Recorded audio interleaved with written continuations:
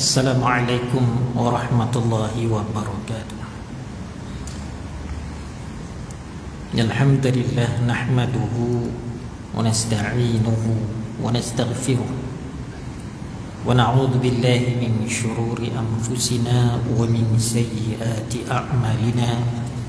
May yahdihillahu fala mudilla lahu wa may yudlil fala hadiya lahu. Asyhadu an la ilaha illallah wahdahu la syarika lah wa asyhadu anna Muhammadan abduhu wa rasuluh. Allahumma aftah alaina hikmataka wa anshur alaina min khada'ini birahmatika ya arhamar rahimin. Walhamdulillahi rabbil alamin. Amma ba'du, fa ya ibadallah ittaqullah. Tuan-tuan sedang jemaah muslimin muslimat yang dirahmati Allah, alhamdulillah kita merafakkan setinggi-tinggi kesyukuran kehadrat Allah Subhanahu wa taala. Dengan limpah kurnia izin inayahnya, kita terus tekun menunaikan pengabdian kepadanya dan kita mencari keredaannya, menyambung kembali kuliah maghrib kita membicarakan tafsir ayat-ayat Allah Subhanahu wa taala. Dan kita masuk kepada juzuk yang baru mulai malam ini, iaitu juzuk yang ketujuh. Tapi juzuk yang ketujuh ini masih lagi menyambung surah Al-Ma'idah, surah yang kelima, selepas surah An-Nisa. Surah Al-Ma'idah, sebab surah Al-Ma'idah ni panjang, 120 ayatnya, dan kita masih menyambung mulai ayat 82. Dan pada malam ini kita sambung lagi pada juzuk yang ketujuh ni, juzuk yang barulah. Kita selesai juzuk yang ke-6 siri yang lepas. Jadi kita masuk juzuk yang ketujuh tapi menyambung surah Al-Ma'idah ayat 82. Kalau sempat malam ini sehingga 86, kerana ayat ini masih lagi membicarakan tentang hubungan orang-orang Yahudi dan Nasrani dengan orang-orang beriman ni, macam mana perhubungan dia. Kemudian bagaimana pula permusuhan mereka terhadap orang mukmin, dan bagaimana pula golongan pendeta-pendeta agama, rahib-rahib mereka ini dari segi beriman dan kufur. Dia maknanya kalau sekadar umat biasa saja, orang Yahudi dan Nasrani ada sikap dia terhadap orang beriman, sama ada hubungan yang baik ataupun musuh. Begitu juga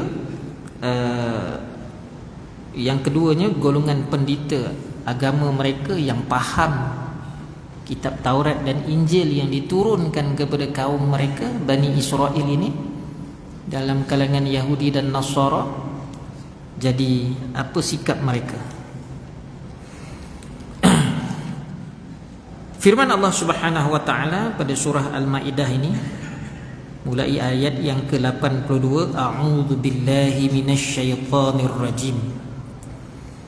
La tajidanna asyaddan nasi 'adawatan lilladzina amanu al-yahuda walladzina asyraku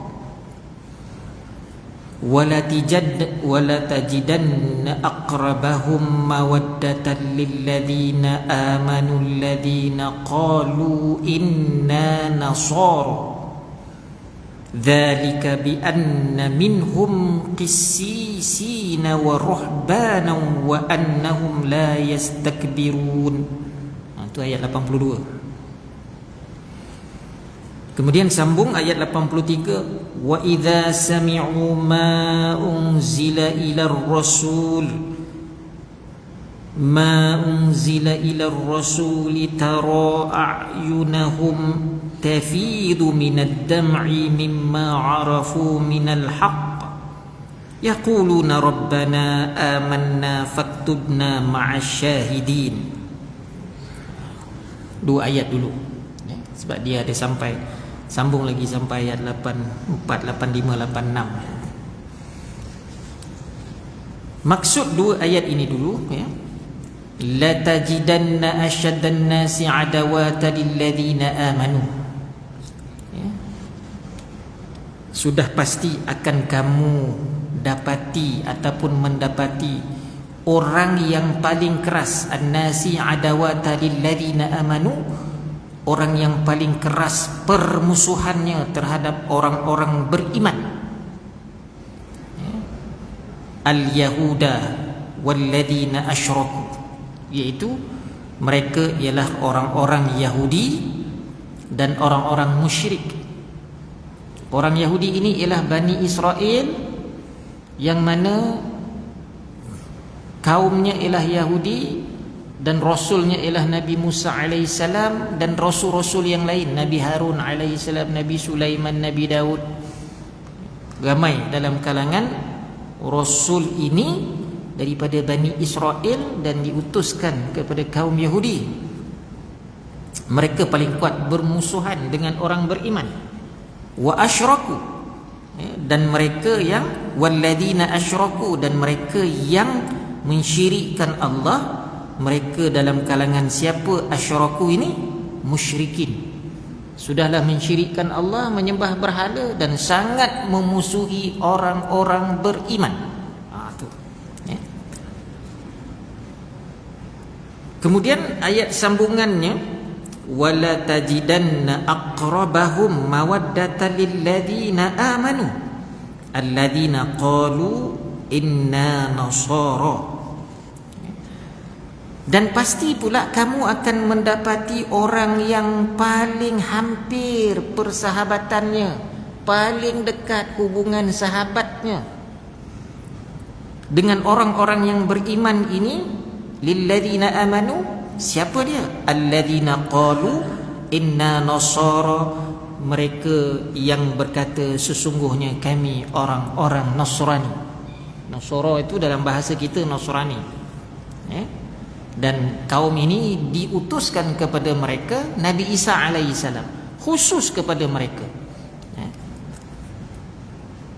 Kemudian Allah sambung lagi, dzalika bi annahum qissisina wa ruhbana wa annahum la yastakbirun. Yang demikian itu kerana di antara mereka terdapat juga para pendeta dan juga para rahib mereka yang tidak menyombongkan diri, la yastakbirun. Kenapa golongan Nasara ini ataupun Nasrani ini dalam kalangan mereka ini lebih maknanya mesra bersahabat dengan orang-orang beriman?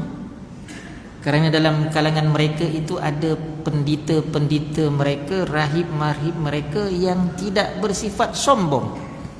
Bila tidak bersifat sombong ni maknanya ada keterbukaan hati dan pemikiran mereka ini nak menerima Islam, Allah dan Rasulnya Nabi Muhammad sallallahu alaihi wasallam. Tapi golongan yang macam mana?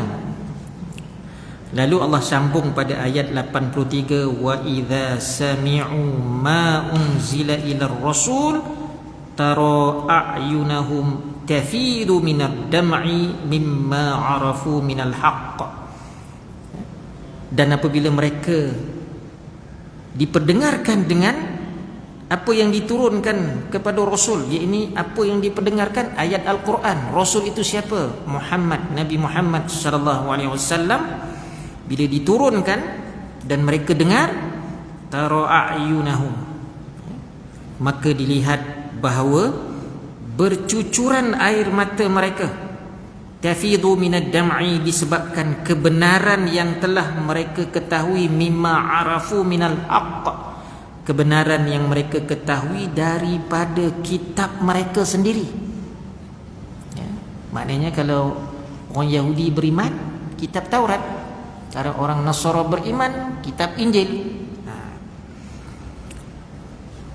Kemudian yaquluna rabbana amanna faktubna ma'asy syahidin.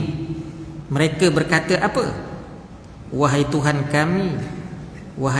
kami telah beriman, maka catatlah kami bersama orang-orang yang menjadi saksi atas kebenaran apa? Al-Quran yang diturunkan dan kenabian Nabi Muhammad sallallahu alaihi wasallam. Ayat-ayat sebelum ni kita dipertunjukkan, diperdengarkan dan diperjelaskan bagaimana Yahudi dan Nasara ini memusuhi orang-orang beriman. Tapi rupa-rupanya ada ayat yang Allah turunkan, mereka ini ada keterbukaan. Tapi kita kena tengok asbabun nuzul ayat ini. Pada ayat 82 dan 83, almarhum Dr. Abbas Zuhaili dalam tafsirnya mengambil riwayat Ibnu Abi Hatim daripada Said Al-Musayyib, Abu Bakar bin Abdul Rahman dan Urwah bin Zubair. Mereka berkata, baginda Rasulullah SAW mengutuskan Amru bin Umayyah Ad-Damari dengan membawa surat daripada baginda untuk disampaikan kepada An-Najashi. Rupanya kisah ni ada kaitan dengan Najashi. Surat kepada Najashi, di mana bila Raja An-Najashi ini membaca surat tersebut, lalu memanggil Abu Ja'far bin Abu Talib sebagai ketua orang Muhajirin yang berhijrah ke Habsyah dan minta perlindungan suaka, perlindungan politik. Dalam kalangan orang Muhajirin, maka ia dipertemukan dengan pendeta-pendeta dan rahib-rahib dalam kalangan umat Nasrani. Lalu dia menyuruh Ja'far bin Abu Talib, sepupu Nabi ni. Ja'far ni usia dia senior 20 tahun daripada baginda sallallahu alaihi wasallam, walaupun sepupu Ja'far ni. Dan Ja'far ni terkorban dalam perang. Dia pegang panji-panji bendera la ilaha illallah. Tangannya ditetak putus. Dia sambung lagi dengan tangan sebelah, kena tetak lagi. Sebelum panji tu jatuh, sahabat lain sempat lagi mengambil daripada pelukan panji-panji tu jangan jatuh. Ja'far ni memang sangat beranilah dalam peperangan. Lalu bila surat ini dibaca oleh An-Najashi, sebab mereka datang minta perlindungan kerana diinaya, dizalimi oleh orang-orang Quraisy di Mekah, pergi ke Habsyah, negara Afrika, jauh perjalanan bersama dengan 80 orang. Abu Talib ni Ja'far ini menjadi ketua, juru cakap. Kemudian musyrikin Mekah ni dapat tahu bahawa mereka berhijrah ke Habsyah. Ini sebelum berhijrah ke Madinah. Ini punca turun ayat 82 dan 83 ni. Lalu bila dah berada di Habsyah, datanglah masa itu musyrikin Mekah. Amru bin Al-As belum lagi Islam, tapi dia petah berkata-kata bagi pihak musyrikin. Dia datang dengan rombongan dia, bawa hadiah, bawa penghargaan kepada Najashi, bagi tahu kepada Najashi supaya pulangkan balik mereka orang Mekah ni, sebab mereka ini telah menderhaka dan juga mengingkari ajaran daripada datuk nenek moyang. Dia khabar dah murtad. Dia pula khabar bahawa mereka ni murtad daripada ajaran datuk nenek moyang menyembah berhala. Oh ya ke? Hadiah dah sampai ni. Dah sampai depan Najashi. Kalau ikut kira Najashi akan terima. Tetapi Najashi ni seorang raja yang bersifat adil. Dia baca surat, dia panggil siapa dia jadi juru cakap ni, ketua Ja'far. Maka Ja'far ni dia pun membacakan ayat daripada surah Maryam yang penuh dengan kisah Nabi Isa AS. Jadi kalau kita jumpa surah Maryam nanti banyak kisah Nabi Isa AS.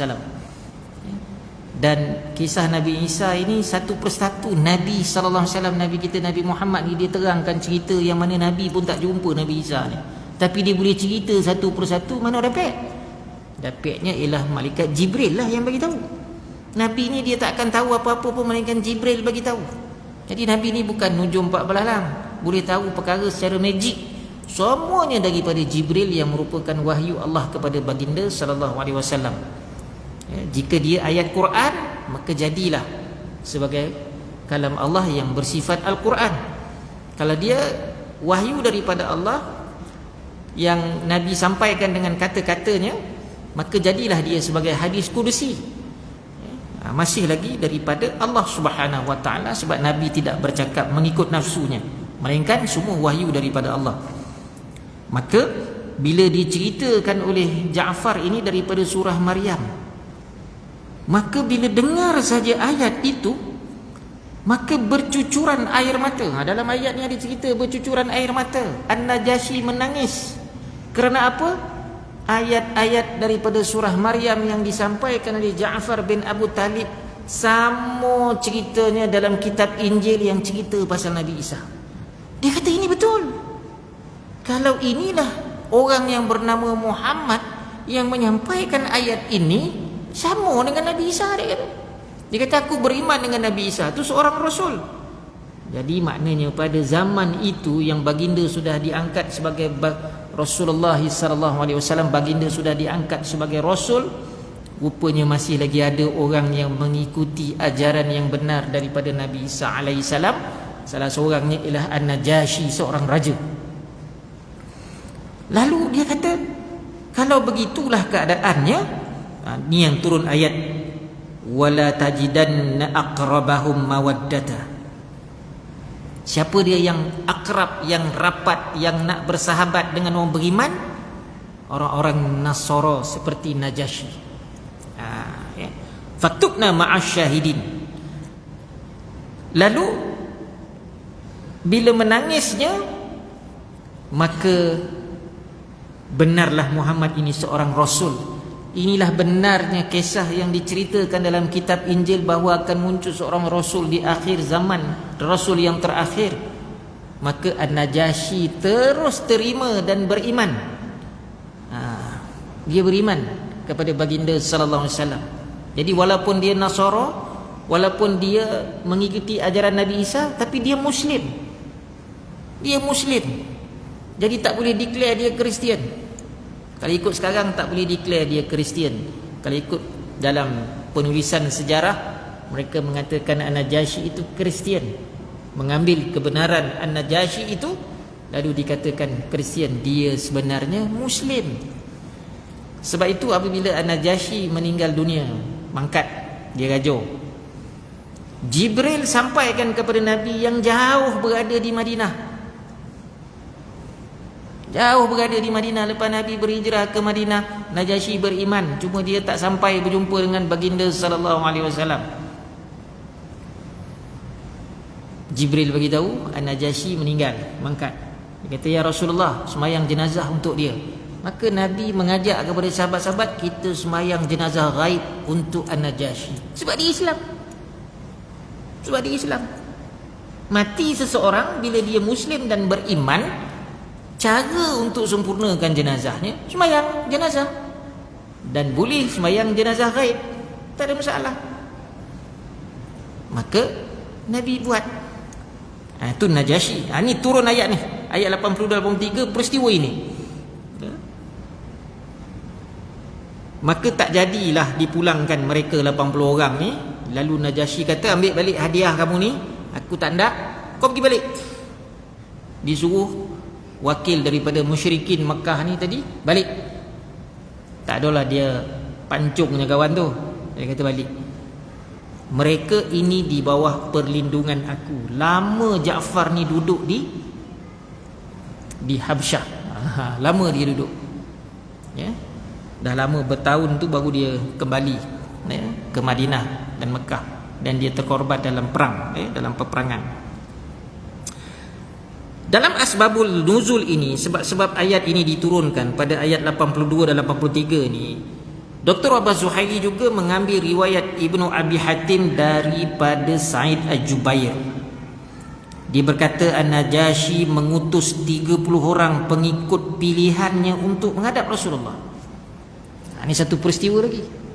Bila dia dah beriman bahawa Nabi Muhammad itu pesuruh Allah, Rasulullah, satu ketika dia perintahkan 30 orang pengikut yang dia pilih pergi menghadap baginda sallallahu alaihi wasallam.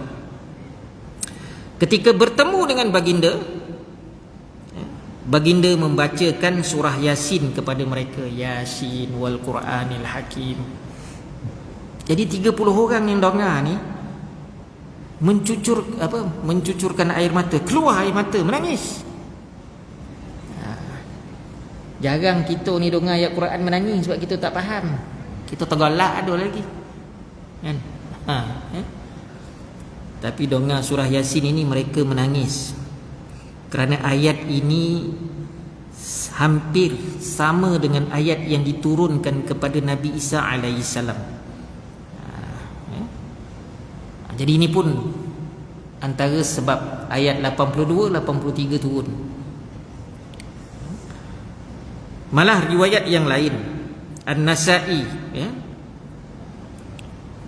Imam hadis An-Nasa'i daripada Abdullah bin Zubair, ayat yang diturun itu menjelaskan tentang An-Najashi dan pengikutnya. Wa idza sami'u ma'a unzila ila rasul. At-Tabrani juga meriwayatkan hadis yang sama daripada jalur Ibnu Abbas.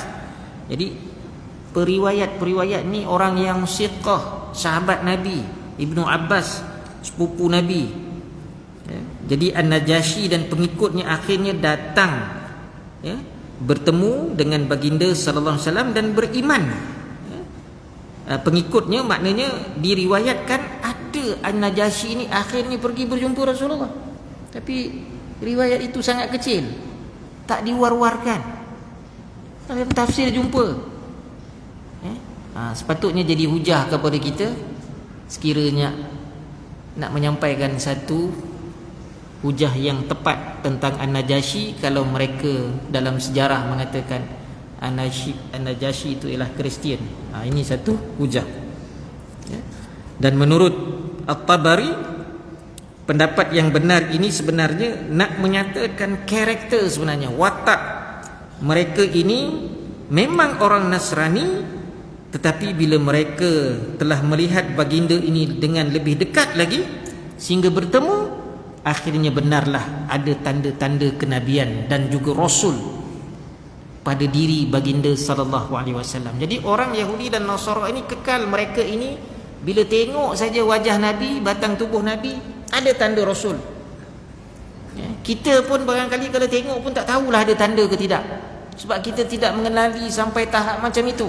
Tetapi orang Yahudi dan Nasara ini disampaikan dalam kitab mereka, Injil dan juga kitab Taurat ini, setiap inci pada tubuh Nabi itu ada tanda-tanda kerasulan. Jadi bila ayat diturunkan dan mereka juga kata sama dengan ayat dalam Injil dan juga Taurat yang diturunkan, lalu mereka beriman. Ini asbabun nuzul pada ayat 82 dan 83. Maka jelaslah daripada ayat 82, 83 ini dan juga asbabun nuzul, Dr. Abbas Zuhaili menjelaskan sebagai tafsiran ayat ini, Allah Subhanahu wa taala ini telah menyatakan dengan sumpah. Allah bersumpah dengan zatnya, maknanya dengan zat kebesarannya, dengan zat keperkasaannya. Allah Maha Perkasa, Allah Maha Mengetahui, Allah Maha Mendengar. Dan pada ayat ini Allah menyatakan bahawa Allah Maha Mengetahui. Jadi macam mana kita nak lawan keadaan sifat Allah dan zat Allah ini yang maha segala-galanya sehingga nak menafikan kebenaran? Sebab itu secara bersumpahnya Allah dengan zatnya itu bahawa orang yang paling keras sekali memusuhi orang mukmin ini, pada masa Al-Quran itu diturunkan, ialah orang Yahudi. Pada tafsir yang lepas, ayat 81, 80, 76 hingga 81, bagaimana pendeta agama Yahudi menegur perbuatan mungkar umat Yahudi ini. Ditegur, jangan buat ni maksiat, apa kata, contohnya jangan minum arak, jangan berjudi, jangan berzina, jangan. Dijumpa pada waktu lain, didapati tak juga nak dengar. Akhirnya pendeta agama ataupun rahib ni, dia pula join. Akhirnya dia ikut. Jadi itu yang berlaku dalam kalangan orang-orang Yahudi. Akhirnya pendeta agama dia pun ikut rosak sekali. Jadi jangan berlaku pada umat kita. Bila orang alim dah togur, Lepas tu tak nak dengar, orang alim tu turut join sekali. Rosaklah agama. Rusak agama. Kemudian kekufuran, mereka menentang, mereka menolak kebenaran, ya? Dan permusuhan itu sangat keras, sama dengan orang-orang musyrikin, sehingga Allah nukilkan dalam ayat kerana mereka apa? Membunuh. Kalau Yahudi membunuh para nabi dan rasul dalam banyak kesempatan, sehingga kan apabila digantikan ajaran kitab Taurat itu, diutuskan Nabi Isa AS dengan kitab Injil, pun mereka nak bunuh Nabi Isa AS yang konon mereka salibkan itu. Lalu mereka ini, ya, malah orang-orang Yahudi ini tak cukup membunuh rasul-rasul keturunan mereka Yahudi. Mereka dah bunuh Nabi Zakaria, Nabi Yahya. Mereka kemudian itu mengonarkan supaya Nabi Isa AS dibunuh. Pada mereka Nabi Isa sudah dibunuh, mereka merancang nak bunuh Nabi, orang Yahudi. Inilah keras permusuhan. Sebab setelah 3 tahun orang Yahudi ini taat kepada pemerintahan Nabi sebagai ketua negara, sebagai ketua hakim negara, sebagai apa saja masalah rujuk kepada Nabi, maka ketika itu Nabi bina piagam Madinah, 47 fasal yang melibatkan orang mukmin dan juga orang Yahudi ada dalam tu. Bahawa orang Yahudi boleh duduk di Madinah, orang Yahudi boleh hidup sejahtera, orang Yahudi boleh berniaga, orang Yahudi boleh apa saja nak menyumbang kepada negara, tapi dia kena jizyah, cukai. Dia kena bayarlah cukai sebab dia dilindungi. Tapi selepas 3 tahun mereka khianat kepada Nabi dan berusaha untuk bunuh Nabi. Jemput Nabi datang ke rumah, nak kutip, tak bayar cukai kata mereka, nak bayar jizyah, tapi mereka dah sedia dah batu yang besar di atas bumbung tu, di loteng tu. Jadi kalau Nabi duduk situ, mereka akan tolak, batu itu akan menghempap Nabi. Tapi Jibril sempat bagi tahu Nabi. Memanglah Jibril bagi tahu baginda, kata, keluar wahai Muhammad, mereka nak bunuh engkau. Lalu Nabi akhirnya panggil tentera, kepung kawasan itu. Mereka kata, kita berperang, kata orang Yahudi. 6 hari 6 malam kena kepung, sehinggalah mereka menyerah, ya? Lalu Nabi halau keluar. Kalau ikut dah khianat macam tu, hukum pancung aja, kau khianat. Mana-mana negara yang kalau pengkhianat ni dihukum bunuh aja. Negara China kalau buat khianat macam tu, dihukum tembak aja. Tu undang-undang negara dia, hukum tembak. Kalau rasuah pun hukum tembak. Itu lagi dahsyatlah, ya? Fahaman komunis sampai macam tu sekali, bunuh saja. Tapi Nabi tak bunuh Yahudi ni. Nabi halau keluar daripada Madinah. Boleh bawa makanan dan pakaian saja, tapi senjata tinggal. Lalu orang Yahudi ni dia siapkan tentera pula, dan akhirnya berlaku peperangan. Dia namakan perang Khaybar antara orang Yahudi dan orang mukmin. Kalau ikut Nabi boleh bunuh saja supaya mereka, kalau dari segi strategi ketenteraan, musuh dah menyerah ni, bunuh saja supaya dia tak boleh nak mengancam lagi. Tak, belum lagi ada hak Nabi nak bunuh begitu. Bila mereka dah angkat senjata perang Khaybar, barulah Nabi menghantar tentera. Itu peristiwanya, ya? Maka dalam hal ini orang-orang Yahudi dan musyrik berada dalam posisi yang sama, kedudukan yang sama. Kedua-duanya sama memiliki sifat yang sangat kufur, sombong, derhaka dan lebih mementingkan kehidupan duniawi. Orang musyrik, contohnya orang Arab Quraisy yang jahiliyah ini, mereka mengerjakan haji. Sebab ibadah haji ini sejak daripada zaman Nabi Ibrahim alaihissalam, ya. Ketika mereka mengerjakan haji dan turun ayat, bila Nabi dah diangkat sebagai Rasul, turun ayat tentang ibadah haji. Maka ibadah haji itu bermula dengan berhimpun di Arafah. Kita pun tahu mesti berhimpun di Arafah. Tetapi orang-orang Quraisy yang musyrik ini, walaupun mereka menyembah berhala, tetapi mereka masih mengerjakan haji. Lalu mereka ni tak nak berhimpun di Arafah, mereka lebih nak di Muzdalifah. Turun ayat memerintahkan dalam mengerjakan haji ni mesti semua berada di Arafah dulu. Kata kami tak nak di Arafah. Dan bila Allah turunkan ayat Rabbana atina fid dunya hasanah wa fil akhirati hasanatan wa qina adzabannar, macam mana sifat orang musyrik? Dia berdoa tu Rabbana atina fid dunya, wahai Tuhan, kami kurniakanlah kebaikan di dunia. Sebab apa? Semasa mereka mengerjakan haji, mereka juga berniaga, dan Allah turunkan ayat berniagalah, tak ada masalah. Pergi buat haji boleh niaga, tapi tetap mengerjakan haji, jangan tinggal. Bergeraklah dari Arafah ke tempat-tempat yang lain, sampailah nak sa'i, sampailah nak tawaf di depan Kaabah, mengerjakan haji mengikut rukunnya. Mereka tak hendak. Dan bila berdoa Rabbana atina fid dunya, mereka hendakkan kebaikan itu di dunia sahaja, kerana datuk nenek moyang mereka orang-orang hebat, panglima perang, orang kaya, lalu mereka agung-agungkan datuk nenek moyang kami, datuk nenek moyang kami. Dan memang mereka ini pula yang menjaga Kaabah. Mereka lah beri makan kepada orang yang datang buat haji.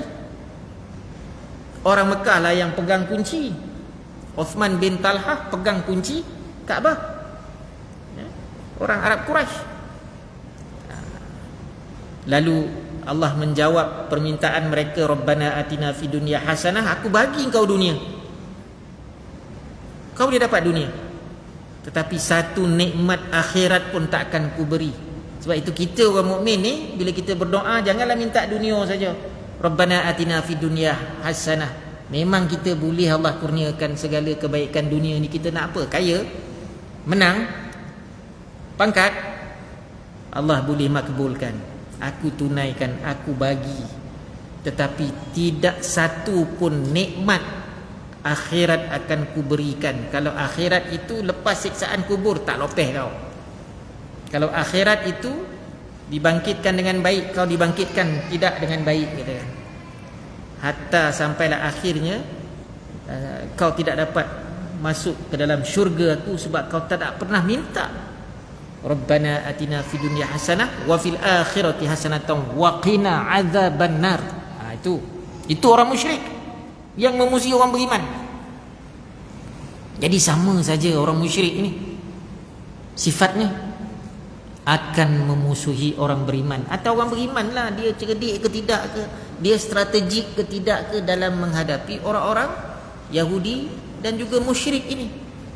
Akhirnya ada juga penyokong-penyokong dalam kalangan orang Nasrani ini yang ikut juga Yahudi dan musyrik. Tetapi lebih ramai daripada orang Yahudi dalam kalangan orang Nasara ini yang beriman. Kemudian bukti lagi mengatakan bagaimana kerasnya mereka terhadap orang beriman ini. Contohnya Nabi sendiri pernah diganggu oleh orang-orang Yahudi Hijaz ini dan orang-orang musyrik daripada semenanjung Arab seperti di Mekah dan juga Taif ini. Memang banyak penginayaan yang dilakukan. Nabi pergi ke Taif, orang Taif satu orang pun tak nak terima. Bila dah ramai masuk Islam, orang Taif ni datang jumpa Nabi. Ketua dia pun datang ramai-ramai jumpa Nabi. Mereka dah takut, dia kata jangan bunuh kami. Okey, Nabi tak bunuh. Kami akan ikut kau. Kami akan, maknanya ikut itu akan berada di bawah naungan Islam, tapi kami tak nak terima lagi Islam. Orang Taif paling lambat. Paling lambat. Nabi itu dah bagi tawaran dah, tapi tak nak lagi, tapi hendak duduk di bawah naungan, maka lindungilah kami, kata. Itu orang Taif. Taif ni dekat Arab Saudi lah. Saya mengaji bahasa Arab dengan orang Taif ni, ya Allah, garang lah. Setakat kena perkataan bodoh tu, kesulun. Puduh, dia kata. Dia pandai sikit Melayu sikit. Puduh, makan durian banyak. Marah tu. Tak apalah, sebab belajar bahasa kan. Kalau dengan orang Iraq ni lagi pula, kalau kita tak ada adab, dihalau keluar. Khuruj, keluar. Masa belajar jangan nak gelak-gelak. Kiki. Itu pula. Tapi Iraq dah kalah lah pula bola, kata kan. Baik. Sikit lagi tuan-tuan, nak masuk isyak dah.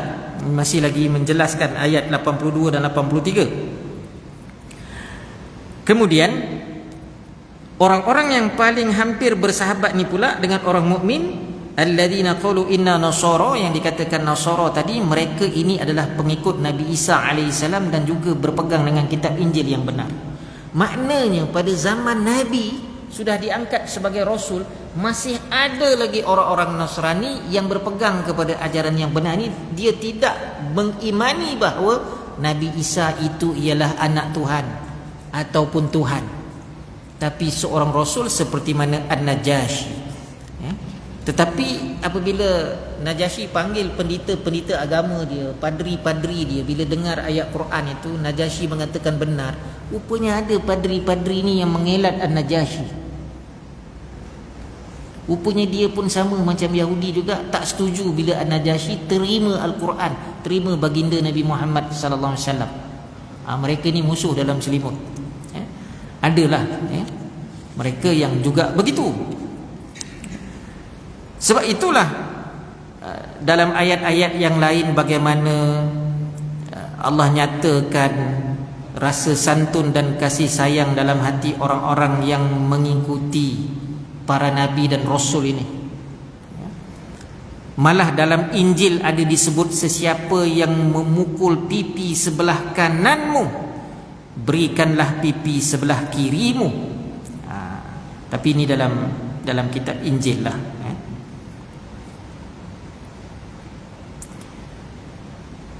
Maknanya kalau pukul sebelah kanan tu, maknanya dalam ajaran kitab Injil tu, pukul juga sebelah kiri dia. Macam mana kanan tu kena penampak, dia kiri pun rasa. Begitulah sifat mereka ini bila bersahabat. Dan Nabi SAW melihat keadaan kebaikan yang ada pada orang-orang Nasrani yang beriman ini, apabila mereka menerima dengan penuh hormat orang mukmin yang berhijrah ke Habasyah ini, malah melindungi daripada gangguan orang musyrikin ini. Malah ketika Hercules Raja Rom menolak surat Nabi sallallahu alaihi wasallam, dan dia ini berpegang asalnya dengan ajaran Nabi Isa alaihi salam, masih lagi dengan cara sopan, dan dia pula memujuk supaya rakyat dia menerima Islam. Jadi ada terima. Sebab itulah golongan yang berpegang dengan kononnya dia berpegang dengan Kristian ini, Catholic Orthodox, seorang raja dia mau Mukaukis, dia menolak ajaran Nabi, dia menolak ajaran Nabi, tetapi sopannya pula dia kirimkan hadiah untuk Nabi, dia kirimkan hadiah untuk Nabi. Tetapi setelah penaklukan Mesir dan Syam, orang-orang Nasrani ini pula ramai yang memeluk Islam. Begitu. Dan An-Najasyi pula terus beriman dengan Nabi Muhammad sallallahu alaihi wasallam. Tetapi Raja Parsi tak, dia bunuh pula utusan Nabi. Raja Parsi, dia ada 4 raja tu yang Nabi hantar surat. Dia ada yang terima dan seru kepada rakyat supaya terima. Ada dia berlapang dada mendengar membaca surat Nabi dan membalas dengan baik, tapi dia tak terima Islam, tapi dia bagi hadiah dekat Nabi supaya ada hubungan baik. Ada yang terima terus beriman, Rajon seperti Najasyi. Raja Parsi dia tak terima, malah dia bunuh. Itu yang perang, Baik. Sikit lagi tuan-tuan, faktor yang menyebabkan mereka ini ada memegang nilai persahabatan dengan orang mukmin ini, kerana dalam kalangan pendeta dan rahib mereka ini yang selalu mengajak kepada keimanan. Yang ini pegang kepada ajaran Nabi Isa betul. Kemudian mengajak kepada hidup bersederhana, bukan melampau, dan tidak bersikap sombong, dan jangan berpaling daripada kebenaran. Jadi ini ajaran yang benar daripada kitab Injil. Allah menyebut mereka dengan siapa mereka ini? Orang-orang yang berilmu, rajin beribadah. Mereka ialah pendeta dan rahib yang bersifat ulama. Mereka juga bersifat ahli abid, rajin beribadah, memiliki sikap yang tawaduk serta patuh dan tunduk pada kebenaran. Yang ini ada. Yang mana dalam kalangan orang Yahudi hanya segelintir saja. Sebab itu ketika mereka mendengar sendiri ayat-ayat yang Nabi sampaikan, mereka menangis disebabkan hati mereka tersentuh dengan ayat-ayat Allah, kalam Allah, wahyu Allah. Mereka tahu ini adalah kebenaran dan kabar gembira yang memang disebut dalam kitab Injil dan Taurat. Rupanya mereka dapat jumpa. Jadi kita pun berdoalah supaya umur kita panjang. Yang diriwayatkan bahawa Nabi Isa AS ni akan kembali membawa kebenaran. Tapi kita ni merasa kok, bila masa Nabi Isa ni akhirnya bila dah dibunuh Dajjal, dah mati Ya'juj dan Ma'juj, Nabi Isa perintahkan kepada mereka yang kufur ni, mereka yang tidak Islam ni, pilih satu ataupun mati dibunuh. Kalau tak terima Islam, aku bunuh. Jadi ramai masuk Islam masa tu. Ini akhir zaman, ramai masuk Islam. Sampailah Nabi Isa memerintah 40 tahun dengan penuh aman. Yang ni kita nak merasa ni, tak dapat merasa 40 tahun pun, sebab umur dah masuk umur pencen 60. Kalau 40 tahun lagi sampai ke 100 tahun. Dapat merasa awal-awal 10 tahun pun jadilah. Mati dalam pemerintahan Nabi Isa AS. Dapatlah kita merasa. Ya? Sebab sudah dinyatakan demikian. Sebab itulah mereka ini berbondong-bondong menerima seruan beriman. Lalu mereka berdoa, Ya Allah, Tuhan kami telah beriman, maka catatlah kami bersama dengan orang yang menjadi saksi kebenaran Al-Quran dan kenabian Muhammad. Dalam ayat ini, maknanya dalam ayat 83 ini, mereka minta menjadi ma'asyahidin, menjadi saksi tentang kerasulan Nabi Muhammad, dan juga kebenaran Al-Quran. Jadi mereka ni orang beriman. Ini di penghujung ayat 83. Sebab itulah Ibnu Mardawih, Imam Ibnu Hatim dan Hakim meriwayatkan daripada Ibnu Abbas, yang dimaksudkan kalimah faktubna ma'asyahidin adalah mereka ini bersama dengan Nabi Muhammad dan juga umatnya, yang mereka ini menjadi saksi ke atas umat yang lain pada hari kiamat nanti. Jadi maknanya kebenaran baginda sebagai Rasul ni besok ni mereka yang asalnya Nasara yang beriman kepada Nabi Isa, akhirnya beriman kepada Nabi Muhammad, mereka akan menjadi saksi kebenaran baginda Nabi Muhammad sallallahu alaihi wasallam. Jadi bukan maknanya sekadar saksi ni umat Nabi je, maknanya umat Nabi Muhammad je, kita saja, tak. Akhirnya ini akan menjadi saksi kepada kita bahawa Nabi Muhammad benar, Al-Quran benar, walaupun mereka itu menerima ajaran Nabi Isa alaihissalam. Jadi itu rumusan ayat 82 hingga 83, yang mana jelas manusia ini dibahagikan kepada dua kelompok saja, mukmin, kufur. Jadi maknanya orang mukmin ini balasannya ke syurga, manakala kelompok yang kedua ni musyrik minal kafirin, ini orang Yahudi dan juga Nasara yang tak beriman ini, mereka tetap akan mendapat balasan neraka yang khusus. Neraka itu untuk mereka khusus. Jadi itulah rumusan pada ayat 82 83. Dah jelaslah. Dah jelaslah. Jadi kita lah orang Islam ni, jangan pula nak ikut dia orang, nak ikut mereka. Habis semua nak ikut mereka, sehingga kan menolak pula kebenaran Islam. Tak kira lah fahaman apa, liberal ke, komunis ke, sosialis ke, semua pemikiran-pemikiran manusia ini dia banyak bertentangan dengan apa yang dibawa oleh baginda sallallahu alaihi wasallam, jelas bertentangan.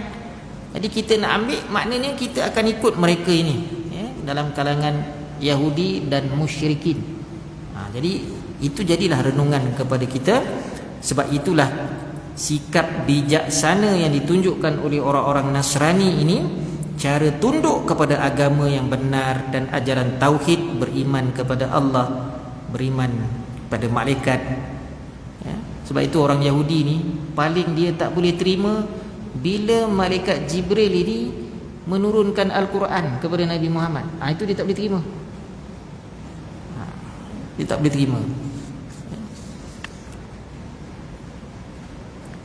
Maka dasar-dasar agama yang benar ini mesti mengesakan Allah.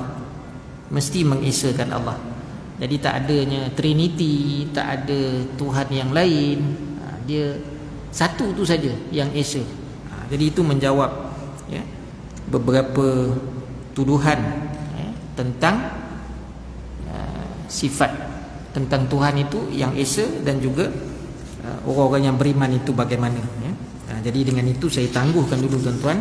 Pada ayat 82 dan 83 ni masih ada sambungan dia sedikit, walaupun dalam dua ayat ini sudah jelas ya, menyatakan tentang kebenaran yang dibawa oleh baginda sallallahu alaihi wasallam dan ada di pihak mereka yang menerimanya ya. Jadi saya tangguhkan dulu. Segala yang baik itu anugerah Allah Subhanahu wa taala. Sebarang yang kurang itu sama-sama kita pohon keampunan daripadanya. Kita tutup dengan doa tasbih kafarah, bacaan daripada suratul Asr. Bismillah.